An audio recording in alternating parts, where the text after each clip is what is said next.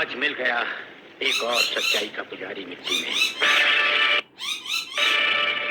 आग इनके शरीर को तो राख कर देगी, लेकिन इनकी आत्मा की आवाज कभी मिट नहीं पाएगी। पुलिस डिपार्टमेंट के इतिहास में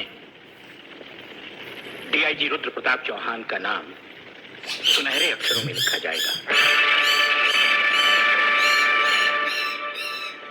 बहन,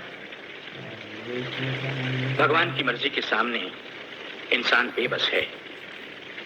मुझे आपके परिवार के साथ पूरी हमदर्दी है। बहुत हो गई हमदर्दी। मंत्री साहब, ये भाषण बंद कर दीजिए। कुछ ही दिनों के बाद आप ही के डिपार्टमेंट के लोग जब इनका घर खाली करवाने जाएंगे ना, तब मैं पूछूंगा आपको हमदर्दी के बारे में।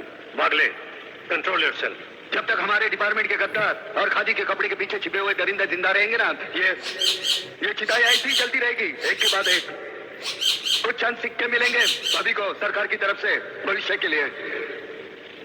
वागले, स्टॉप इट। बोलने दो इसे। ठीक ही तो कह रहा है, लेकिन मैं वचन देता हूं कि डीआईजी रुद्र प्रताप की कुर्बानी व्यर्थ नहीं जाएगी। मैंने दिल्ली में केंद्र सरकार से बात कर ली है। इनकी हत्या की तुरंत ही न्यायिक जांच होगी। आज तक कौन सी कमेटी ने सही जांच करके मुजरिम को सजा दी है?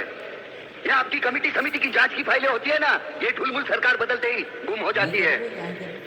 न्यायिक जांच करेगी दिल्ली, अंधी और वैरी दिल्ली।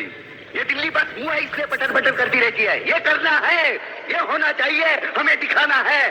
बस दिल को तसल्ली देने के लिए अच्छा लफ्ज है दिल्ली। इंस्पेक्टर वागले, मैं तुम्हें सस्पेंड करता हूँ। बस सस्पेंड होते होते मैं थक गया हूँ। निकाल दो मुझे नौकरी से। सच्चे पुलिस की या तो मौत होती है या तो सस्पेंड किया जाता है। इस वर्दी ने मेरे हाथ काटे, वरना एक एक गले चिप देता मैं।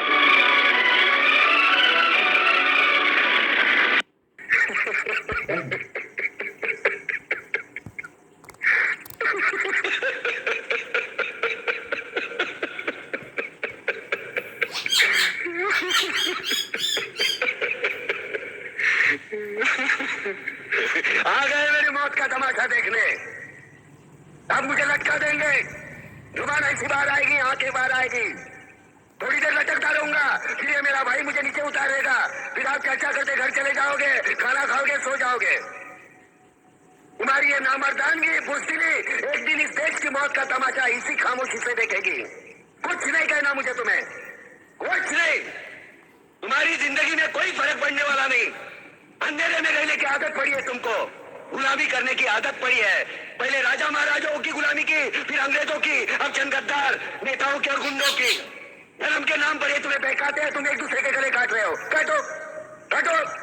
ऊपर वाला भी ऊपर से देखता होगा तो उसे शर्म आती होगी। सोचता होगा मैंने सबसे खूबसूरत चीज बनाई थी, इंसान। इंसान नीचे देखा तो सब कीड़े बन गए, कीड़े। कीड़े रेंगते रहो, सटते रहो और मरो। आए और गए, खेल खत्म। तो जिए मालूम नहीं, तो मरे मालूम नहीं। कलम वाली बाई क्रांति लाना चाहती थी, कलम के जोर पर काले वर्तमान को खत्म करना चाहती थी। कौन समझा उसकी बात को? सब साले मुर्दे, जिंदा लाशें। किसे जगाती वो? मैं जाग गया। कुछ अच्छा काम करके जा रहा हूँ, सुकून है। लेकिन ध्यान में रखना, तुम्हारी ये खामोशी कल तुम्हारे बच्चों के लिए रोना बन जाएगी।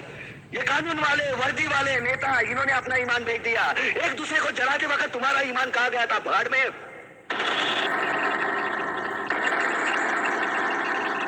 ये पिस्सू जैसा हमारा पड़ोसी मुल्क आने वाले कल में शायद अपने आप को दुनिया के नक्शे पर देख नहीं पाएगा। एक बात भूल रहा है, उनके घर में जो रोटी बनती है ना, उसका आटा भी विदेशी चक्की से पीस के आता है।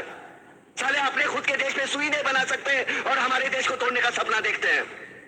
वो ये सपना देख सकते हैं क्योंकि उन्हें मालूम है ये मुर्दों का देश है। वतन के लिए किसी को कोई हमदर्दी नहीं है। इसे तोड़ना बिल्कुल आसान है। मैं हिंदू, मैं मुसलमान, मैं सिख, मैं फलाना, मैं ढिमका। एक लाठी को तो कोई भी तोड़ सकता है, लेकिन लाठी के भारे को तोड़ना मुश्किल है। मैंने बचपन में पढ़ा था, स्कूल में, तीसरी में। मैं क्यों समझा रहा हूं तुमको? क्यों समझा रहा हूं? पागल हूं मैं? भूसा भरा पड़ा है मेरे दिमाग में। क्यों बातें कर रहा हूं इन पत्थरों से? हंसो हंसो, खुशियां मनाओ। क्रांति की राह पर एक और कुत्ते की मौत मरने जा रहा है, कल कोई और मरेगा। हमें क्या? हम इसी तरह जीते रहेंगे, है ना?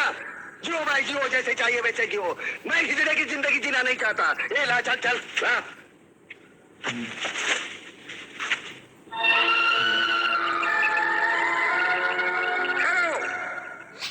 ये फांसी नहीं हो सकती।